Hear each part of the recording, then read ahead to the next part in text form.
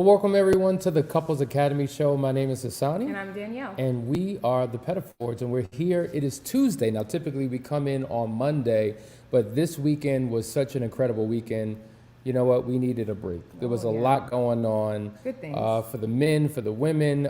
Listen, before we get started with today's topic, as you know, this past weekend we've had 45 men from around the world drive and fly in to Atlanta, Georgia to experience the Foundry Experience. And boy, oh boy, we're going to unpack this comprehensively and really share with you all that happened. But I just want to give you a couple quick snapshots of what we did.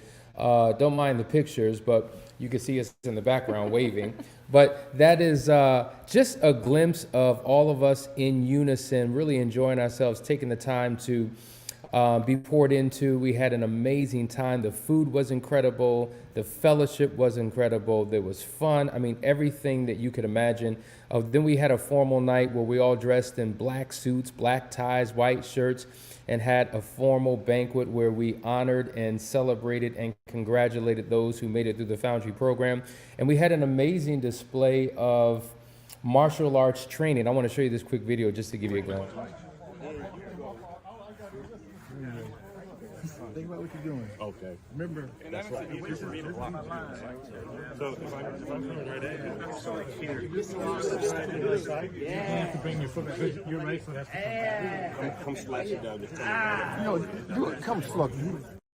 I mean, we had knives. So cool. We had knives. We had sticks. That It was just. Cool. It was an incredible experience. And you know what? When I saw Jeff, he was just like, his wife does martial arts too. You should have her at your next retreat. And I was thinking, I don't think the ladies want to stab each other, but how appropriate for the men. I think it was so cool. Actually, we didn't leave the wife practitioners out because, of course, it was the Foundry retreat, and so all the guys from all over the country and internationally, right, flew into the Foundry retreat, but we didn't leave the wives out. We got together and it was wife and kids weekend. So all of our practitioners, well, not all, actually we were missing a couple and they were dearly missed, but as many that could make it came out with their kids. And so we did quite a few things. We had a glow party. And this is before the sun went down. We have quite a few pictures, but we can only show a few where the kids actually had music and played games. We did a pizza party. And then the next day we did a sip and paint for all the kids and the wives. And it was really a calm, cool time. We could actually express artistically. And then the wives were surprised and we took them out to make their own signature perfume. Wow. Right? And so that was a really cool experience to actually just make your own thing and smell all the different notes and create something that was signature to them. So we had an amazing time. And then we joined all of you guys up there at the retreat center for a staff meeting. So it was a really, really busy, exciting, energetic weekend. Yesterday we needed just a few more hours. And for those of you who did not get a chance to make the Foundry Experience, this is an experience you do not want to forget. One of the brothers said he literally cried all the way home in reflection of what he had an opportunity to experience. So listen, Foundry and Unearthed, it is starting at the end of this month. Make sure you click the link to find out more information about it. Get in because it is transformational. All right, guys, we're talking about infidelity, of course, right? But we're going to cover it from a different perspective. There are these traits, these characteristics, these similarities, these things, 11 things couples who stay together after an affair actually have in common. And we want to talk about that because many of you have made the decision to stick in there. You've made the decision to say, you know what, we've been through some pain, but I think we can overcome this and move forward. And we want to talk about what those commonalities are so that you realize you're in a good place and you're doing the actual work. Sometimes people, I think, you know what, things aren't getting any better. You know, maybe we're just, I don't know, maybe we're just off and we don't get it. And is this thing really going to work? Well, once you identify yourself or line yourself up with these traits, it'll give you some insight. So we're going to dive right into this conversation to get started. Number one, the first commonality I would say is that they both recognize that things will be different. I think this is critically important. What happens is when we experience challenges in our marriage, particularly a betrayal, we try to make things like they once were. And I think this is where we make the mistake. It will never be the way it once was, and you should never want it to be the way that it once was. You should want something completely different. Absolutely. And you have to realize that that part of your relationship has died, and you have an opportunity now to develop and to create a new one, because it will leave a scar on your relational past. But listen, if you've ever been in an accident, if you've ever played a sport, if you've ever hurt yourself, after the pain is gone, sometimes it leaves a scar which serves as a reminder. And oftentimes we need those reminders in our lives so that we can keep them from ever happening again. You know, one thing about the Jews and the Jewish Holocaust, they say never forget. They never want anyone to forget what they have gone through. And I think it's important as couples that we never forget, because if you forget your history, you're bound to repeat it again. I love that. I talk about that a lot in Unearthed, about our battle scars. We go through things in life, and you can look all the way back, go into the history of your life, and you just think about all the things that you've come through. You made it, right? When you're in the midst of it, it just seems like some impossible feat. But we don't want the old. We want something new. And we have to recognize that things have to change if we want something different. We can't go back to doing the same things and having the same experiences if we want something different. So we want those scars to heal well, and that means we got to go and turn in a whole nother direction. And so I love that idea of, we are going to move forward, but we're not going to have the same experience as we had before. We have to do something different. And the last piece of this is, it's important that you learn how to properly grieve. A lot of people just don't grieve. When we experience traumatic experiences, whether it's the loss of a loved one, they've lost their life, or the loss of a relationship, or the loss or a major illness, or whatever the case may be, or something you've gone through in your relationship, we don't take the time to properly go through the stages of grief. And oftentimes, if we do, many of us feel like we're doing it alone, all by ourselves. And so if you're truly going to create something new as a couple, you have to learn how to grieve together, no matter what side of the fence that you're on. If you come together and you cry together and you hug and you talk and you do everything that's necessary, and you empathize with each other. That's a big one. You show compassion. You have that heartfelt connection. It allows you to plot a course for something new in the future. Absolutely. Let's jump to number 2. Number 2 is they are usually down for couples therapy. Now, to me, it's a big red flag when one person, especially after infidelity or any major crisis in your relationship, where they don't want any therapy, where they feel like we could just read the books that we've been read, or we've done therapy before, we don't need that, we already know everything to do. Well, if you know everything to do, why aren't you doing it? And that's a sign that you need therapy. If it's not working, you have to do something different. And so oftentimes people want to discount therapy because they had a bad therapy experience, or they went to the wrong therapist for the issue that they were dealing with. And it's important that you get into therapy because you need somebody to guide you along a process to get you to where you need to be. You can't do it on your own, because if you could, you wouldn't be in this situation in the first place. So most couples that are going to move forward after infidelity, they understand, they get the value of therapy. They know how important it is to have that hub and spoke, somebody that they could go to every time they have an issue. And here at Couples Academy, we take it to the next level because we have support on every angle and every aspect of your life, so that you're never doing life alone ever again, so that you never fall off course. But it is so important to do that, go through that therapy process together when you're in the recovery. Absolutely. Number 3, let's hit this. This is a bit controversial, but the truth is controversial. Yeah. They talk about how they've both contributed to the problems. Big deal. Ooh. And I think this is important because typically there's a lot of blame shifting going around. And when an affair first occurs, one shifts all blame and all responsibility to the person, obviously, who made the decision to be unfaithful. But the affair is an issue within itself. Separate from that are the problems that existed in the relationship prior to, during, and subsequent to the exposure or the discovery of the affair. And oftentimes, there's a temptation to take no ownership for anything.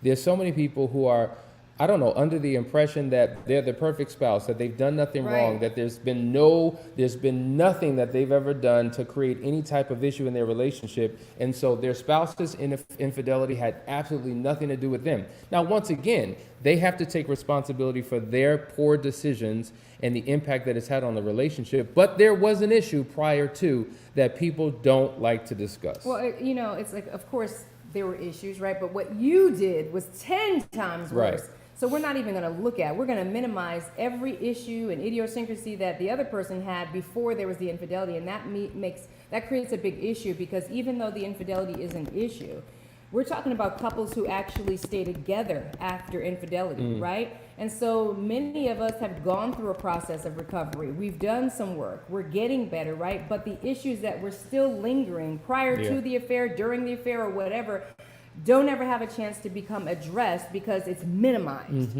right? In the light of what you did, it's minimized. So I don't have to change. I don't have to work on me. I don't have to look at myself. I don't have to do any growth.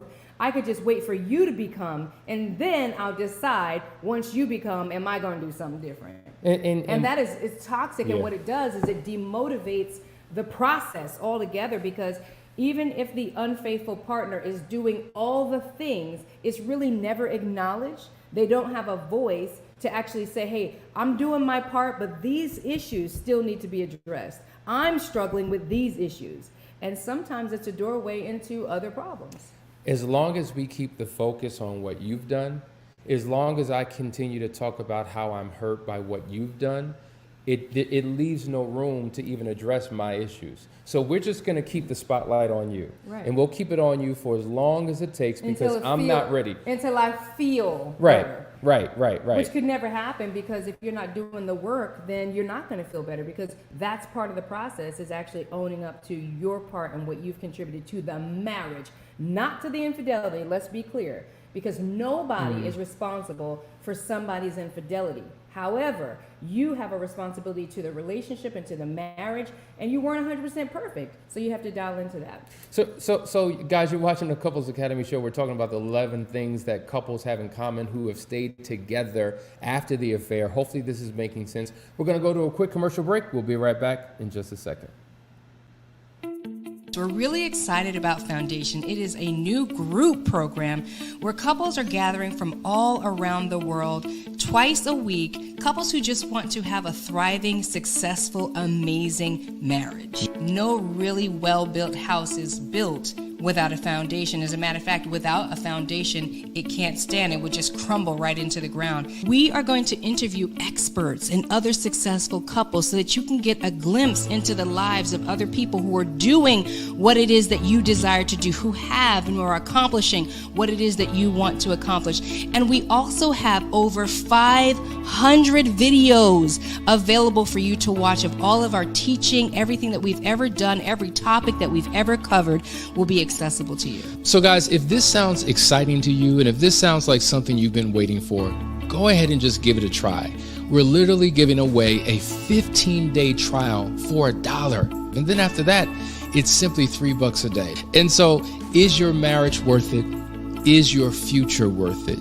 Join the community today. Just click that button and meet us on the other side.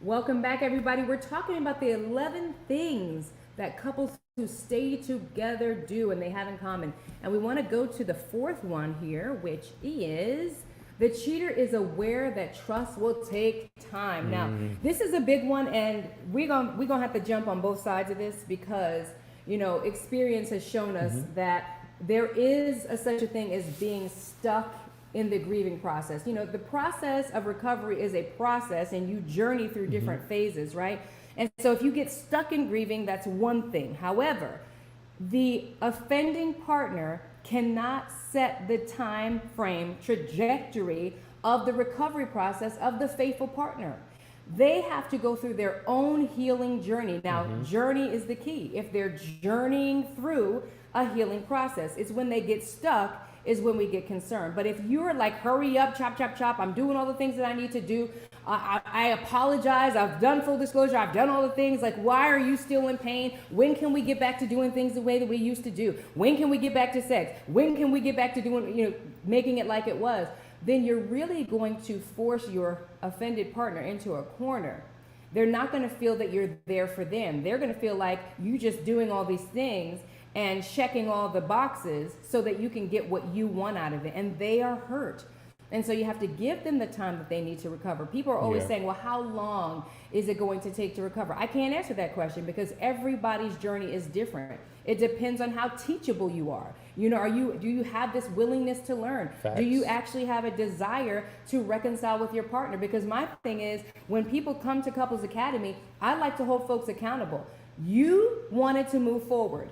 You had the choice to make to move out, to leave, to get a divorce, but you decided that something was valuable here, something was worth fighting for. So if that's the decision that you made, then that means that you need to come into this thing fighting, going through the process, doing your work to heal. And the offending partner can't hold that up by setting these high expectations, putting time limits on it, and forcing their partner to heal faster than they should. I want you to think about a sports analogy. If you've ever played a sport or watched a sport, and someone on the field or the court got hurt or injured and had to be taken out of the game, and then they went to their doctor and realized, you know what, man, I can't play for the next couple of games or the next season. And so in their desire to get back in, they prematurely, get back into the game, disregard what the doctor said. They haven't fully healed and recovered. All they do is one little play, and then boom, they re-injure and now make matters worse, more worse than what they were the first time because they didn't go through a proper healing process.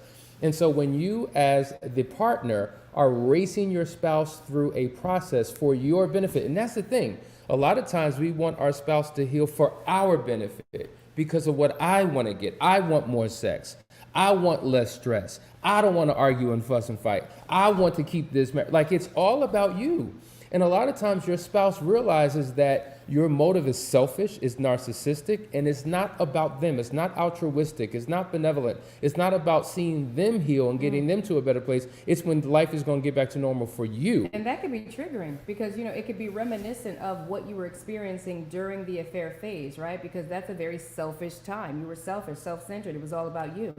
And so, you know, if you're racing your partner to the finish line to get healed, get better so I can forget about this, so I can get past what I did, wow, your partner's not going to feel like you're in this for them at all. There's not going to be a connection there. And they're going to just fold their arms and sit back and wait and watch you, waiting for you to change. You don't want that. And also on the flip side, just like to me, it is unfair for the offending spouse to try to control the schedule or the pace of their partner's healing. I also think is very damaging and destructive when the betrayed spouse tries to determine their own timeline for their healing. Because while the offender wants them to speed up, a lot of times the betrayed wants to completely slow down, stop, back up, and go in another direction. And so I think you have two opposing motives, two opposing desires, and it causes a problem. And so there are people who have been in pain too long, people who have been trapped in a pit too long. And to your point, it's about mindset, it's about willingness, it's about, are you going to do the necessary work? Yes. And some people just don't want to do a darn thing. Because there's benefits. There's a lot of benefits to being in pain, especially if you've been in pain for a long time. And now your identity is wrapped around your pain. You know, your friends and family know your pain. It's your saga. It's what you say. And it's the reason why you don't do what you're supposed to do. It's the reason why you're still sitting there and not making change. It's the reason why you've never made a decision, especially somebody who's been sitting in a painful, toxic situation for a long time. And everybody around them has said, hey, here's some advice, do this, do that, do this, and they still don't do it. Oftentimes it's because the benefit of being able to sit there and do nothing allows them to blame the other person. It's because of them that I'm still here. It's because of them that I won't change, right? So those benefits keep people stuck, and we can identify those really quickly. When you see a couple that is really in the game, right? They're owning their stuff. They are being accountable on both sides, owning both aspects of the offenses and moving forward together. And if you see somebody that's just stuck in grieving, they refuse to let go. There's one thing that they can't refuse. They refuse to let go of. You know that person is benefiting in some way from that grief. Absolutely. So both of you have a responsibility to do your work. Both of you should be in the back seat with your seatbelt on and allow your counselor, your therapist, your practitioner, your coach, whomever you're going to for guidance to steer the ship, if you will, to take you on the journey, because they've helped hopefully a whole lot of other couples get to a final destination that you're trying to get to. And so listen, at the end of the day, you can't do things your own way. You're in too much pain. You're too hurt. Anything that you would attempt to do most likely will be self-sabotaging to your life and to your relationship. Yeah, absolutely. All right, let's go to the next one. We're talking about the 11 things that couples have in common, those who've made the decision to stay together after the affair. These are couples who are committed to communicating. And one thing about communication, we know it's the number one issue or struggle that most people have. So it should be the number one skill set that you're constantly working on and developing in your relationship. Couples who stay together are those who are open and honest, those who are transparent, those who are willing to talk about anything and everything. There's nothing off limits. There's nothing that's too deep, too hard, too much of a struggle. They are willing to go into some uncomfortable spaces and to have some courageous conversations that are necessary to push people forward. Now, I've heard many people say, I don't want to upset my spouse, and so I don't want to bring certain things up, or I don't want to be triggered, or I don't want it to go into crisis or an argument. They're always trying to avoid what is uncomfortable. And people who stay in their comfort zone are people who do not grow. They do not stretch. And in order for you to truly get to the other side of your healing, you're going to have to involve yourself in a whole lot of things that don't necessarily feel good. But if you're willing to do that necessary work, you'll come out on the other side. So shutting down, refusing to talk, refusing to answer questions, not wanting to get involved will literally put a strain on the relationship. And these aren't the couples that ultimately make it and survive. Now, maybe they do just survive, because think about it. When there are devastations that take place to different parts of the world, you know who survives? Roaches survive. Right? There's life that will still exist in these horrible conditions. But do you just want to survive, or do you want to thrive in your relationship? And if you want to thrive, it requires communication. You know, it could be terrifying to communicate, because as you're saying that, I'm thinking about somebody out there listening, like saying all the things that I have to expose. Yes, you have to expose. And when you go through a recovery process, it is the time to expose. It is the time where both of you are going to be the most vulnerable you will be the entire time, is when you go through a recovery process. And that's the cool thing, because you're on the same level, being vulnerable, opening up to your weaknesses, your faults, and your flaws. It's the time to get it all up. But then after that, right? People are often afraid of the continued conversations that have to happen. More questions and getting different details about what was said. All those things become really scary, and you have to really practice transparency and honesty, kind of just putting it out there so that it's out there once and for all. And then what does that do? It brings you closer, it connects you and bonds you, and it starts to redevelop that trust that was lost. And that right there, that is powerful, because if you can start to redevelop the trust, all these other things start to fall into place. All the triggers start to lower. Everything that you're wanting to restore in this relationship starts to come together as trust starts to redevelop. Guys, you're watching the Couples Academy Show. We'll be right back after this quick break and give you some of the other commonalities that couples who stay together after an affair have in common. Be right back.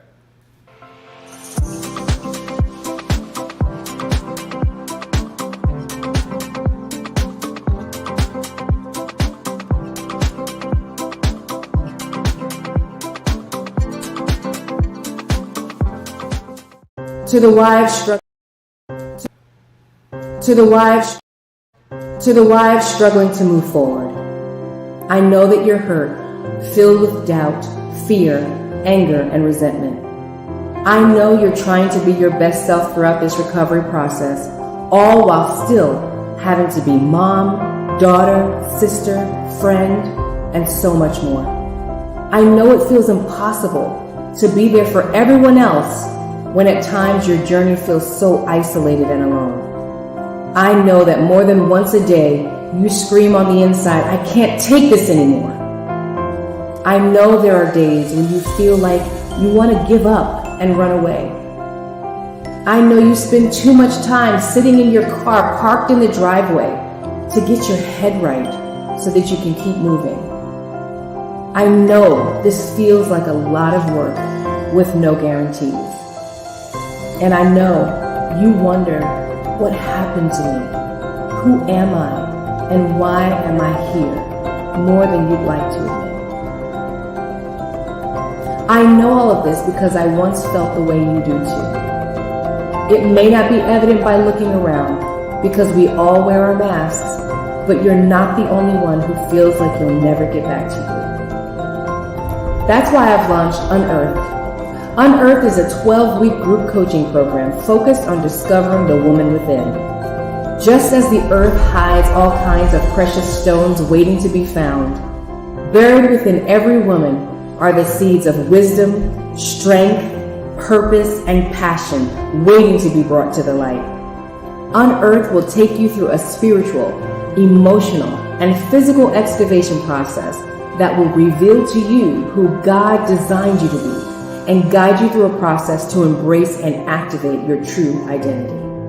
When you complete this journey, you'll have a new focus aligned with your core values so that you can begin to feel your life again and discover that your gifts aren't buried, but planted and waiting to be unearthed.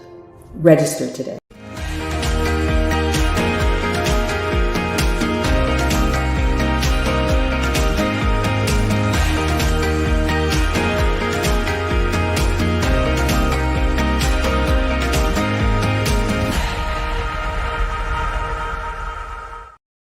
Welcome back, everyone. You're watching the Couples Academy show. And we're going to go to the next point on what couples who stay together, what do they have in common? So the next point here is they both want to make it work, and that's a significant thing.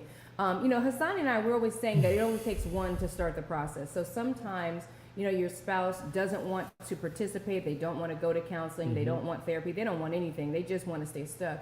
And sometimes you do have to start the process by yourself, really. Working on yourself and you being the change that you're looking to see. Sometimes that's just what it takes, and it's miraculous, and it doesn't matter whether you're the hurt partner or you were the offending partner. A lot of times that brings about so much change that the other partner gets on board, right? But the most successful couples that see this process to the end, those couples actually, they both want it. They both are willing to do the work. They recognize that both of them need work, both of them are broken, and they want to go through this process together, and they're willing to stick out the process, because it's not just going to a session. It's not just one session. It's a program, a process, a journey. And Hassani and I are on this journey. Every practitioner is on the journey. We don't ever stop the journey, right? I mean, we live until we die. As long as we're here on this side of earth, on this side of heaven, we need to be working on a recovery process to keep ourselves protected. And so when you have couples that want to do that together, they are the most successful. Absolutely.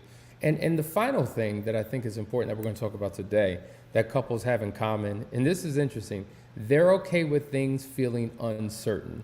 Now, this is deep because a lot, it makes me think about those who come to the Last Chance Weekend or do a private marriage intensive. There are certain personalities that need to know everything. They need to know the agenda. They need to know the schedule. They need to know what's going to be discussed, what's not going to be discussed. They need to give you input on what they feel needs to be done. They have to be in control. And unless they know everything, then they're not comfortable and they're not sure if they're going to move forward. Whereas others are willing to just go with the flow, just two different personalities. Not better, not worse, just different. However, in the recovery process, the reality is You cannot be in control. You have to trust the process. We talk about that all the time. You can't create the process. You have to trust the process. And in that, there's a level of uncertainty. You're not necessarily guaranteed any type of result, whether it's the counseling process or even the journey that you experience throughout the course of your relationship as you're recovering. There are no guarantees. There are always risks and hidden risks associated with any decision that you make.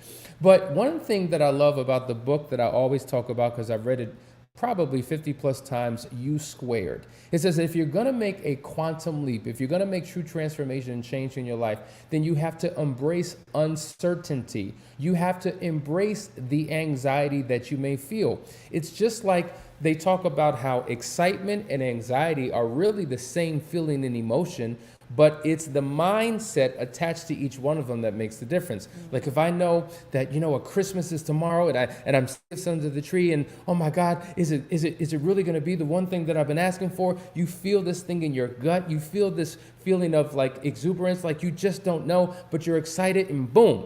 But that same level, that same emotion you may feel if you're on a roller coaster and you're about to get to the top and it slowly dips over. That feeling in your gut, that level of some would say excitement, some would say anxiety. Some would say fear. Some would say fear. But it's about learning how to properly manage those feelings. And it reminds me of Gonzalez, one of our practitioners, who was able to manage the feeling and the emotion, and he was able to do things that he never thought he would ever do because it was about the proper management and sitting in that feeling of being uncomfortable.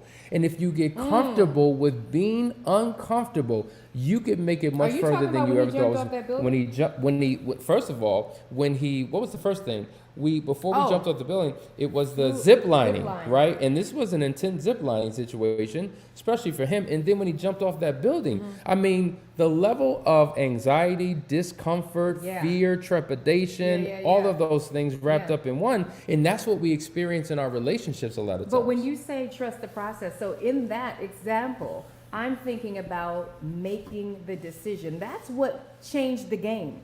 Right, because it's still scary, the idea of zip lining across buildings. I don't even know how high up we are, but you're zip lining across like buildings.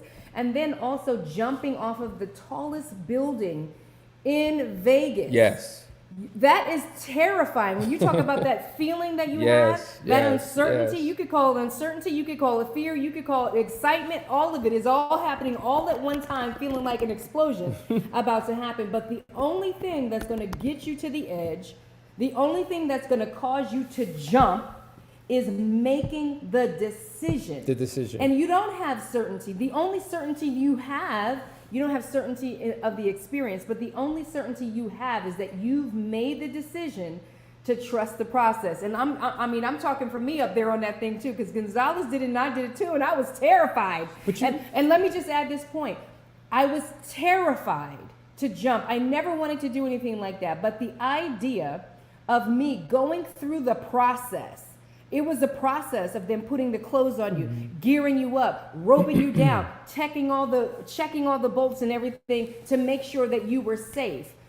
The decision was made. I wasn't going back on that decision. And that's what people need to do, is they have to understand that you have to trust the process. You're not going to know always the beginning from the end or the end from the beginning, but you have to trust a process, and that somebody who has what you want and has been where you have been is going to safely guide you where you want to go. And that's the game changer. And here's the deal. All the fear is really in the anticipation of. There's more fear as you're walking towards the edge than in the jump. Because once you jump, once you take that leap, once you make the decision, you realize, oh, it wasn't as bad as I had imagined it to be. Interesting. So this is where the fear is. It's in your head. It's not in the action or the behavior. And so we encourage you, whatever fear, whatever anxiety, whatever trepidation you may be experiencing about this journey, feel the fear and do it anyway. Because when you do it, you realize, man, if I had just gotten over this emotion a long time ago, we could have been where we wanted to be a long time ago. It makes me think about so many things, ministry, so many things in our lives where we were just like this on pins and needles, not sure if we should do it. And then we did it, and we're just like, Well, yeah, what were we What are we tripping waiting about? for? And that's the same thing that you can experience in your marriage. So listen, guys, we hope that this was helpful. This was part one of a two-part conversation that we're going to dive into to talk about these commonalities that couples share. So we hope you got something out of today's conversation. Make sure you re-watch it or do the replay with your spouse. Engage in a conversation. Figure out what you need to do to get back on track. But until then, love you guys. See you in the morning for another great episode. Take care.